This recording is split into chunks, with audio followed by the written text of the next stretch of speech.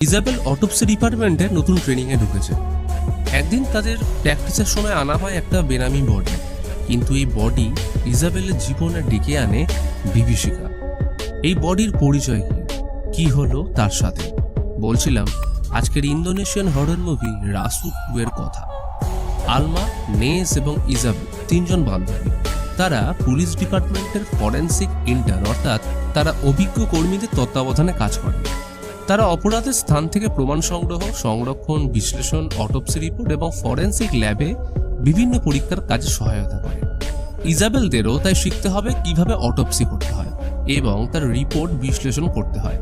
আর তারা এখন সেইটাই শিখছে একজন অভিজ্ঞ ডাক্তার ইউসুফের কাছে। ইউসুফ তাদের বলছে একজন ব্যক্তির অটোপসি রিপোর্টের মধ্যেই লুকিয়ে থাকে সেই ব্যক্তির মৃত্যুর রহস্য। তাই তার মৃত্যুর উৎস খুঁজতে হলে সবথেকে গুরুত্বপূর্ণ জিনিসই হলো অটোপসি রিপোর্ট। এখন যার অটোপসি করা হবে সে একটা মেয়ে। অটোপসি শুরু হলে নেস এত রক্ত দেখে বমি করে ফেলে। কিন্তু একজন পুলিশ ডিপার্টমেন্টের ফরেন্সিক ইন্টার্ন যদি মানসিকভাবে এতটা দুর্বল হয় তবে ভবিষ্যতে সে কাজ কিভাবে করবে? তাই সিনিয়র ডাক্তার তাকে বকাঝকা করে অটোপসিতে মন দিতে বলে। সে মেয়েটির বডি থেকে হৃৎপিণ্ড বের করে ইজাবেলকে দেয় সেটা ওজন করার জন্য। ক্লাস শেষ করে অটোপসি রুম থেকে বেরিয়ে আসে তারা, কিন্তু ইজাবেল তাড়াহুড়োতে সেখানে ফোন ফেলে এসেছে। সে ফোন আনতে গেলে আলমা এবং নেস তার জন্য অপেক্ষা না করে বেরিয়ে যায়, কারণ রাত অনেকটাই ঘনিয়ে এসছে। ইজাবেল ফোন আনতে অটোপসি রুমের দিকে গেলে সে এক কোনায় দেখতে পায় বসে রয়েছে একটা মেয়ে। সে তার নাম ধরে ডাকছে। ইজাবেল ভয় পেয়ে যায়, তবে মেয়েটা বেশিক্ষণ সেখানে থাকে না, মুহূর্তের মধ্যেই সেখান থেকে উধাও হয়ে যায়। সেই মুহূর্তে একটা বডিকে স্ট্রেচারে করে নিয়ে আসা হচ্ছিল। ইজাবেল হসপিটাল থেকে বেরোনোর সময় সেটাকে দেখতে পায়, কিন্তু সবচেয়ে আশ্চর্যের ও ভয়ের বিষয় হলো যে এই কিছুক্ষণ আগেই যে মেয়েটা তার নাম ধরে ডাকছিল সেই মেয়েটাই শুয়ে রয়েছে স্ট্রেচারে। ইজাবেলের কাছে এই সবকিছুই ছিল যেন একটা হ্যালুসিনেশন। তাই সে সিদ্ধান্ত নেয় একজন সাইকিয়াট্রিস্টের কাছে কাউন্সেলিং এর জন্য যাবে। সকাল হলে চায়ের কাপ নিয়ে ব্যালকনিতে এলে দেখতে পায় তার একজন প্রতিবেশীকে। সে তার সামনের বিল্ডিংয়েই থাকে, আর অন্যভাবে দেখলে তার বাড়ি নেসের ঠিক পাশে। নাম রাজা। তাদের প্রতিবেশী হওয়া ছাড়াও রাজার আরেকটি পরিচয় রয়েছে। সে মনে মনে ইজাবেলকে ভালোবাসে, কিন্তু বলে ওঠার সাহস এখনো হয়ে ওঠেনি। তবে ভালোবাসায় জটিলতা না থাকলে সেটা আর কিসেরই বা প্রেম। ইজাবেলের বেস্ট ফ্রেন্ড নেসের আবার সেই রাজাকেই পছন্দ, কিন্তু সেও সবকিছু মনের মধ্যেই চেপে রেখেছে। বিষয়টা বড়ই খটোমটো, তাই না? পড়াশোনার সূত্রে আলমা এবং ইজাবেল অনেকদিন ধরেই একটা ফ্ল্যাটে থাকে। নেসও থাকে তাদের কাছে পিঠে। তাদের দেখাশোনার দায়িত্বে ছিল একজন মহিলার উপর। সে শুধু তাদের দেখাশোনাই করতো না, ছিল বেশ মজাদারও। ইজাবেল নিচে ডাইনিং টেবিলে এলে সে মহিলাটি তাকে আলমা ও নেসের সাথে একসঙ্গে ব্রেকফাস্ট করতে বলে, কিন্তু ইজাবেলের তাড়া ছিল, কারণ তার সাইকিয়াট্রিস্টের সাথে অ্যাপয়েন্টমেন্ট ছিল সকালে। সে রাস্তাতেই ব্রেকফাস্ট করে নেবে জানিয়ে বেরিয়ে পড়ল। বাড়ির কাজের লোকটাও ইজাবেলকে কিছু বলার চেষ্টা করে, কিন্তু শোনার মতো সময় তার এখন কই। এরপর সে রওনা দেয় ডাক্তারের সাথে দেখা করার জন্য। বাড়ি থেকে বেরিয়েই তার দেখা হয় প্রতিবেশী রাজার সাথে। যেহেতু সে আগে থেকেই ইজাবেলকে পছন্দ করত, তাই সে তাকে কফি ডেটের জন্য আমন্ত্রণ জানায়। যদিও ইজাবেল নির্দয়ভাবে জানিয়ে দেয় সে পরে এই বিষয়টা নিয়ে ভেবে দেখবে। ইজাবেল ডাক্তারের সাথে দেখা করে। ডাক্তার তাকে প্রশ্ন করে সে কি এখনো অবাস্তব জিনিসগুলো দেখতে পায়। আসলে সে আগেও এই ধরনের সমস্যার সম্মুখীন হয়েছে বেশ কয়েকবার, যেটা একসময় বন্ধ হয়ে গেলেও ইদানিং আবার আসতে শুরু করেছে। ডাক্তার সবকিছু শুনে তাকে আরো 30 দিনের জন্য মেডিসিন দেয়। ডাক্তার তাকে মোটিভেট করার জন্য একজন বিখ্যাত ম্যাথমেটিক্যাল জিনিয়াস জন ন্যাসের উদাহরণ দেয়, যে নিজে খুব একটা বুদ্ধিমান ছিল না, তবে সে এমন কিছু দেখতে পেত যা অন্যদের কাছে অদৃশ্য, অর্থাৎ হ্যালুসিনেশন। আর এই হ্যালুসিনেশনের জন্যই তাকে সবাই জিনিয়াস মনে করে। তাই হ্যালুসিনেশন থেকে মুক্তির জন্য মেডিসিন নয়, দরকার আত্মবিশ্বাস। থেরাপি শেষ করে ক্লাসের জন্য আবার হসপিটাল ফিরে আসে ইজাবেল। আলমা এবং নেস তার সাথে দেখা করতে এলে সে দ্রুত তার ওষুধগুলো লকারে ভরে রাখে, যাতে নেস এবং আলমা এই বিষয়ে জানতে না পারে, যদিও তাকে তারা পাগল ভাবে। আলমা এবং নেসের আজ অটোপসি ক্লাস ছিল না, তাই আজও তারা ইজাবেলকে একাই রেখে সেখান থেকে চলে যায়। এমন সময় তার কানে আসে একটা অদ্ভুত শব্দ। কেউ যেন তার নাম ধরে অনবরত ডেকে চলেছে। সে ভয় পেয়ে তাড়াতাড়ি অটোপসি রুমে ফিরে আসে। সেইখানে এসে ইজাবেলের সিনিয়র ডাক্তার ইউসুফ জানায় আজ তাদের সাথে উপস্থিত আছে সিনিয়র ফরেন্সিক এক্সপার্ট। ইজাবেল দেখতে পায় তারা যে বডির পরীক্ষা করবে বলে ঠিক করেছে সেই মুখটা যেন বেলের বড্ড পরিচিত, আগে কোথাও দেখেছে।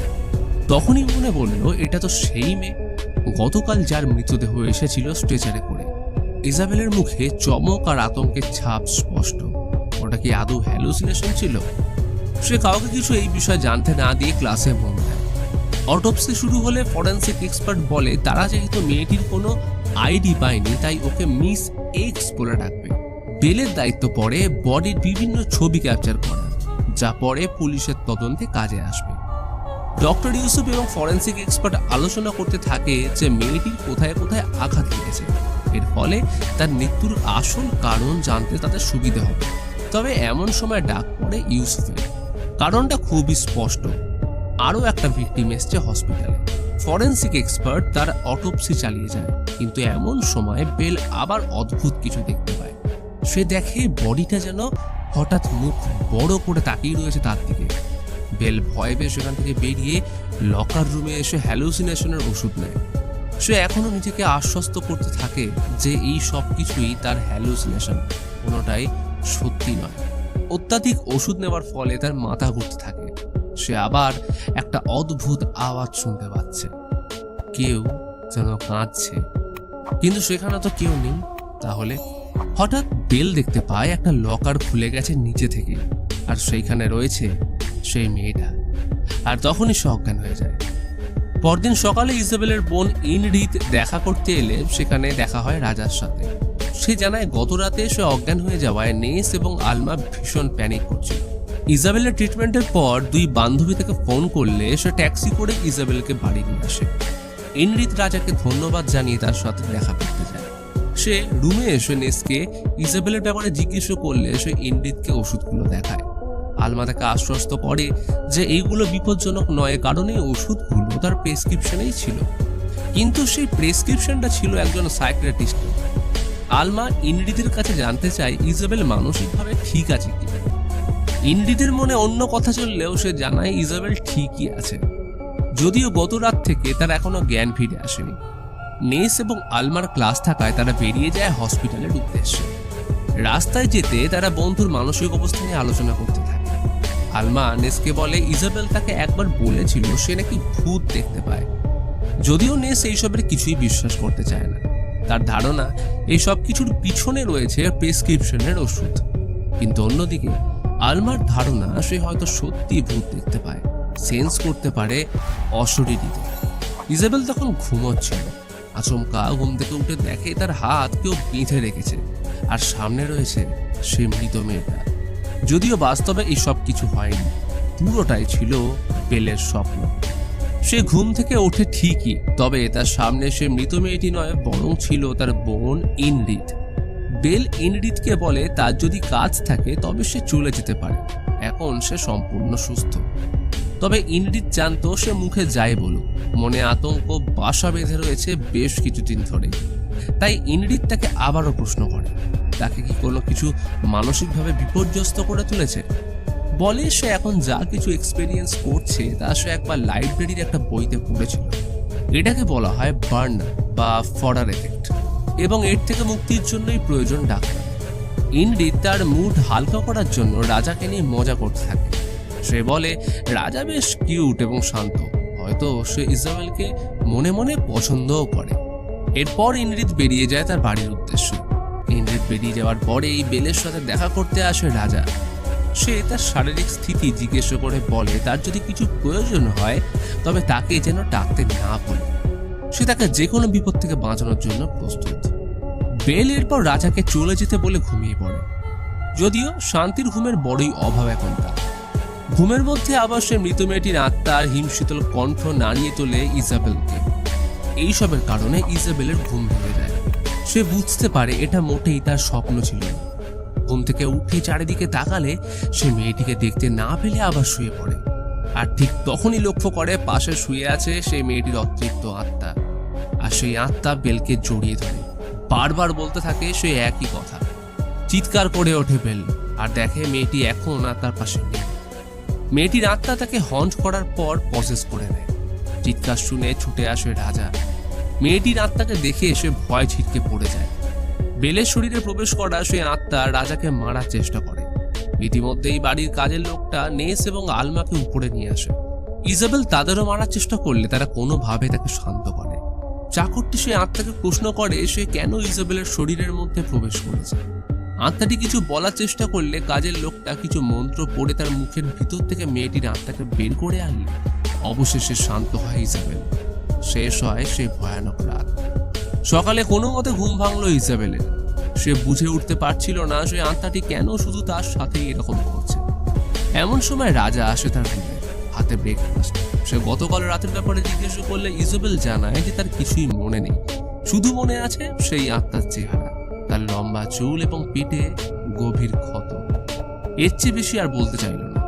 বেলায় পৌঁছায় অটোপসি রুমে ক্লাসের জন্য। সেখানে পৌঁছে অবাক হয়ে যায়। এটা তো সেই মেয়েটাই যার অটোপসি কাল করেছিল ডাক্তার ইউসুফ এবং সেই ফরেন্সিক এক্সপার্ট। তাহলে তার অটোপসি আজ আবার কেন হচ্ছে? সে ডাক্তার ইউসুফকে এই বিষয়ে জিজ্ঞেস করলে সবকিছু মাথার উপর দিয়ে যায়। ইজাবেল আবারও কিছু বুঝতে পারছে না। মাথার মধ্যে কিলবিল করছে হাজারো প্রশ্ন। সে আর দাঁড়িয়ে থাকতে পারে না। দৌড়ে অটোপসি রুম থেকে বেরিয়ে ওয়াশরুমে আসে, চোখে মুখে জল নিয়ে। তবে সেই আত্মা তার পিছু ছাড়ে না। সেখানে কিছু অলৌকিক কাণ্ড ঘটতে থাকলে ইজাবেলের মানসিক অবস্থা আরো খারাপ হতে থাকে এবং এর মধ্যেই সে লক্ষ্য করে তার পেট দিয়ে গড়িয়ে পড়ছে রক্ত। কিন্তু সে কোথাও তো আঘাত পায়নি, তাহলে কিভাবে তার পেটে এমন চোট লাগলো? সে ওয়াশরুম থেকে বেরিয়ে ছুটে যায় ডাক্তারের কাছে, বলে তার হঠাৎ পেট দিয়ে রক্ত গড়িয়ে পড়ছে। কিন্তু যখনই সে ডাক্তারকে তার পেটের অবস্থা দেখাতে যাবে সে দেখতে পায় রক্তের ছিটে ফোটা ছাপও নেই তার পেটে। সবকিছুই যেন হাওয়ার নিমেষের মধ্যে উবে গেল। এটাও কি সম্ভব? ওষুধ নেওয়ার পরেও বেলের অবস্থার অবনতি হওয়ায় সে আবারও যায় সাইকিয়াট্রিস্টের কাছে। ডাক্তারকে বলে সে আর ফ্ল্যাটে বা হসপিটালে থাকতে চায় না, সে এখন শুধু চায় একটু শান্তি। ডাক্তার বলে তার প্রয়োজন এক্সপোজার থেরাপি, অর্থাৎ ভয়কে সামনে থেকে ফেস করা। নেস এবং আলমা তাকে এই বিষয়ে সাহায্য করতে পারে। ইজাবেল নিজের মানসিক অবস্থা কিছুটা শিথিল করতে চলে যায় রানিংয়ে একটা বনের মধ্যে। সেখানেও আচমকা একটা মেয়ে তার পিছু নেয়। তার পরিচয় ইজাবেলের কাছে হওয়া যায়। সে ভাবতে থাকে এটাও হয়তো সে মেয়েটারই আত্মা, কিন্তু মেয়েটা আদতে কোনো আত্মা ছিল না, ছিল একজন সত্যিকারের মানুষ। রানিং থেকে ফিরে এলে দেখা হয় রাজার সাথে। সে ইজাবেলের জন্য নিজের হাতে বানানো কফি নিয়ে আসলে ধীরে ধীরে ইমপ্রেস হতে থাকে ইজাবেল। তাই সুযোগ বুঝে রাজা তাকে ডেটে নিয়ে যাওয়ার প্রস্তাবও দেয়। তবে এইবার সে রাজি হয়ে যায়। ডেটে গিয়ে রাজাকে প্রশ্ন করে সে তাকেই কেন ভালোবাসে। রাজা বলে সে অন্য মেয়েদের মতো নয়, সে অন্যদের থেকে অনেকটা আলাদা। ইজাবেল রাজাকে সকালে রানিং এর সময় ঘটে যাওয়া ঘটনার কথা বলে। তবে রাজার চোখে সন্দেহের ছায়া, যেন ইজাবেল আবারও কোনো অলিক কল্পনার গল্প বলছে। ইজাবেল তার কথার গুরুত্ব না দিয়ে আরো বলে যে আত্মাটি হয়তো তাকে কোনো ঘটনা বলার চেষ্টা করছে, এমন কিছু যা আর কেউ জানে না। তাই তাকে পুরো ঘটনা জানতে হবে, বুঝতে হবে কেন সে বারবার তার পিছু পড়ে যাচ্ছে। পরের দিন সকালে ইজাবেল রাজার সাথে দেখা করতে গেলে সে রাজার রুমে একটা মেয়েকে দেখতে পায়। সে তাকে প্রশ্ন করলে রাজা যদিও তাকে সম্পূর্ণ অস্বীকার করে যে তার রুমে কেউ ছিল না। তো ইজাবেল মৃত মেয়েটির ব্যাপারে রাজার থেকে সাহায্য চায়। রাজা সম্মতি জানালে তাকে ধন্যবাদ জানিয়ে সেখান থেকে চলে যায়। অন্যদিকে নিচ থেকে সবটাই দেখছিল নেস। সেও তো ভালোবাসতো রাজাকে, যে এখন তার বেস্ট ফ্রেন্ড ইজাবেলের বয়ফ্রেন্ড। কাঁদতে কাঁদতে সেখান থেকে চলে যায় নেস। হসপিটাল পৌঁছে আলমার সাথে দেখা হয় তার। আলমা নেসকে বলতে থাকে ইজাবেল যা কিছু দেখতে পায় সেসব সত্যি, কোনো হ্যালুসিনেশন নয়। যদিও নেসের কানে কোনো কথাই যাচ্ছিল না। সে আলমাকে রাজা এবং ইজাবেলের ব্যাপারটা জানায়। ইজাবেলও ক্লাসের জন্য হসপিটাল এসেছিল, যদিও সেখানে সে ক্লাসে না গিয়ে ওই মেয়েটার মৃত্যু নিয়ে তদন্ত করতে থাকে। ডাক্তার ইউসুফ বলে মিস এক্সকে পেটে বারবার ছুরির আঘাত করে শেষ করেছিল, কিন্তু সেটা কে করেছে এখন সবার অজানা। তাই মিস এক্স এর case already closed. Isabel doctor ইউসুফকে সবকিছু জানাতে চাইলে তিনি উল্টে বলেন এইরকম ভাবে যদি ইজাবেল করতে থাকে তবে সে তার টেস্ট পাস করতে পারবে না। তাই এমন কেসের উপর মনোযোগ না দিয়ে তার উচিত ক্লাসের উপর মনোযোগ দেওয়া। তখনই হঠাৎ কারেন্ট চলে গেলে মেয়েটির আত্মা এসে ইজাবেলকে বলে সে যেন এই ইনভেস্টিগেশন চালিয়ে যায়। এক ঝটকা ইজাবেল বুঝতে পারে সে মেয়েটির মৃত্যু কোনো দুর্ঘটনা ছিল না, আসলে কেউ তাকে খুন করেছিল। আর এই সত্যি সবার সামনে আনার জন্য সে মেয়েটির আত্মা ইজাবেলের শরীরকে পজেস করেছিল। এইসব কিছুর পরেও ইজাবেল বুঝতে পারে না যে কে ছিল এই সব কিছুর পিছনে, কে সে মেয়েটিকে হত্যা করেছিল। ইজাবেল থেকে প্রমিস করে যে সে তার হত্যাকারীকে খুঁজে বের করবে। তখনই রুমে প্রবেশ করে সেই মেয়েটা যাকে সে রানিং এর সময় দেখেছিল। সেই মেয়েটির নাম দায়া, সে দারার বেস্ট ফ্রেন্ড। ইজাবেল চমকে যায় দারার নাম শুনে, সে তো এই নামে কাউকে চেনে না। ইজাবেল পুরো ঘটনা সম্পর্কে শুনতে চাইলে দায়া যা জানায় তা শুনে ইজাবেলের মাথায় আকাশ ভেঙে পড়ে। দায়া রাজার এক্স গার্লফ্রেন্ড। আসলে রাজা কোনো নম্র ভদ্র ছেলে নয়, বরং সে একজন খুনি। একসময় রাজা এবং দায়া একে অপরকে খুব ভালোবাসত। প্রথমে সব ঠিকঠাক চললেও গতবার তারা যখন একসাথে ভিলায় গেছিল তখন থেকে রাজা তার উপর শারীরিক অত্যাচার করতে থাকে। এই চরম যন্ত্রণা সহ্য করতে না পেরে সে সবটাই তার বেস্ট ফ্রেন্ড দারাকে জানায়। সে তাকে বলে রাজাকে ছেড়ে ভিলা থেকে পালিয়ে যেতে। যেমন কথা তেমন কাজ, তারা দুজন মিলে গাড়ি নিয়ে বেরিয়ে যায় ভিলা থেকে। কিন্তু এই সব কিছুই জানতে পেরে যায় রাজা, বাইক নিয়ে তাদের ফলো করতে থাকে। অবশেষে রাজা তাদের পথের বাঁধা হয়ে দাঁড়ায় আরো একবার। অনেক অনুরোধের পরেও রাজা তাদের ছাড়ে না, সে আবারও মারধর করতে থাকে দায়াকে। তারা গাড়ি থেকে নেমে জঙ্গলে পালানোর চেষ্টা করলে সেখানেও তাদের রেহাই মেলে না রাজার হাত থেকে। রাজা দায়াকে ফিরে আসার জন্য জোড়াজুড়ি করলে তারা অনবরত বাঁধা দেয় রাজাকে। আর একটা সময় বিরক্ত হয়ে রাজা তাকে ঠেলে ফেলে দেয় একটা খাদের মধ্যে এবং সেইখানেই মারা যায় দারা। এরপরেও ক্ষান্ত হয় না সে, দায়াকে হুমকি দেয় কেউ যেন এই ব্যাপারে না জানে। যদি সে কাউকে এই ব্যাপারে বলে তবে সে তাদের কিছু প্রাইভেট ভিডিও দায়ার বাবা মার কাছে পাঠিয়ে দেবে। অন্যদিকে নেস এবং আলমা যায় রাজার রুমে। তারা রাজাকে বলে ইজাবেলের সাথে হসপিটালে কেউ একজন দেখা করতে এসছে, যার বর্ণনা শুনে রাজা বুঝতে পারে সেটা আর কেউ নয় বরং তার এক্স গার্লফ্রেন্ড দায়া। এই কথা শুনেই সে রুম থেকে বেরিয়ে পড়ে, পৌঁছয় হসপিটালে। সেখানে গিয়ে দায়াকে জোর করে বাইকে নিয়ে চলে যায় সে। দায়া জানে না তারা কোথায় যাচ্ছে, তবে কথাতেই আছে পাপ বাপ কেউ ছাড়ে না, রাজা তো কোন ছাড়। সে হঠাৎ দেখে তার বাইকের পিছনে বসে রয়েছে দারার আত্মা। ভয়ে বাইক থেকে ছিটকে পড়লে দায়া জ্ঞান হারায়। রাজা দায়ার জ্ঞান ফিরিয়ে তাকে নিয়ে জঙ্গলে প্রবেশ করে। ইতিমধ্যেই ওদের পিছু নিয়ে সেখানে উপস্থিত হয় ইজাবেল। সে দায়াকে ক্রমাগত খুঁজতে থাকলে হঠাৎ রাজা তাকে মেরে অজ্ঞান করে দেয়। আর সেই সুযোগেই দারার আত্মা আবারও প্রবেশ করে ইজাবেলের শরীরে। সে রাজাকে বলে সে চাইলেও তার পাপকে আর লুকিয়ে রাখতে পারবে না। যেমন ভাবে রাজা একসময় খাদের মধ্যে দারাকে ফেলে দিয়েছিল, আজ ঠিক এইভাবেই রাজাকে খাদের মধ্যে ফেলে দেয় দারার আত্মা।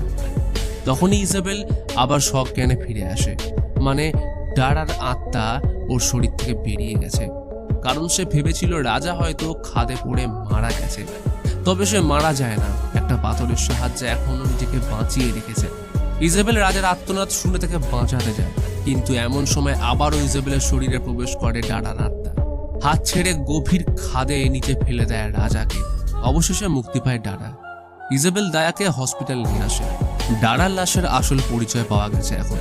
তার মা বাবাকে ডেকে পরের দিন ওর বডি কবর দেয়। অন্যদিকে ইজাবেল দারার মৃত্যুর পর সমস্ত রিপোর্ট বানিয়ে ডাক্তার ইউসুফকে দেয়। ইউসুফের চাহনিতে স্পষ্ট সে বেলের ডেডিকেশনের উপর কতটা ইমপ্রেসড। সন্ধ্যাবেলায় সবাই ক্লাস শেষ করে বাড়ি ফিরে আসে। ইনরি তো আসে ইজাবেলের সাথে দেখা করতে। ইজাবেল তাকে জানায় এই সমস্ত ঘটনার পর সে বুঝতে পেরেছে শয়তানের থেকেও খারাপ যদি কেউ হয়ে থাকে তাহলে সেটা হচ্ছে মানুষ। এরপর ইনরিতকে বিদায় জানিয়ে ফ্ল্যাটে নিজের রুমে ফিরে আসে ইজাবেল। যদিও সেইখানে সে একা ছিল না, তার জন্য ওয়েট করছিল কিছু সারপ্রাইজ। নেস এবং আলমা তার কাছে সবকিছুর জন্য ক্ষমা চায়। ইজাবেলও জানায় সে এতদিন সমস্ত কিছু নিয়ে এতটাই ব্যস্ত ছিল যে সেও তার বন্ধুদের ঠিক মতো সময় দিতে পারেনি। এতদিনের ঝড়ঝাপটার পর অবশেষে আবারও শান্তি ফিরে আসে ওর জীবনে। নেস এবং আলমা নিজেদের রুমে ফিরে যায়। এমন সময় বাইরে থেকে একটা আওয়াজ শুনতে পায় ইজাবেল। জানলা খুলে দেখতে পায় একটা ছোট্ট বাচ্চার আত্মাকে। সেও কি ন্যায় বিচার চাইছে? বেল বুঝতে পেরেছে প্রত্যেক মানুষেরই কিছু স্পেশাল এবিলিটি এবং দুর্বলতা থাকে, আর সেটাকে যদি গ্রহণ করে নিতে পারে তাহলে অনেককেই সাহায্য করা সম্ভব। তাই ইজাবেল সিদ্ধান্ত নেয় এইবার থেকে এসে অতৃপ্ত আত্মাদের সাহায্য করবে, যাতে তাদের আত্মা শান্তি পায় মৃত্যুর পরবর্তী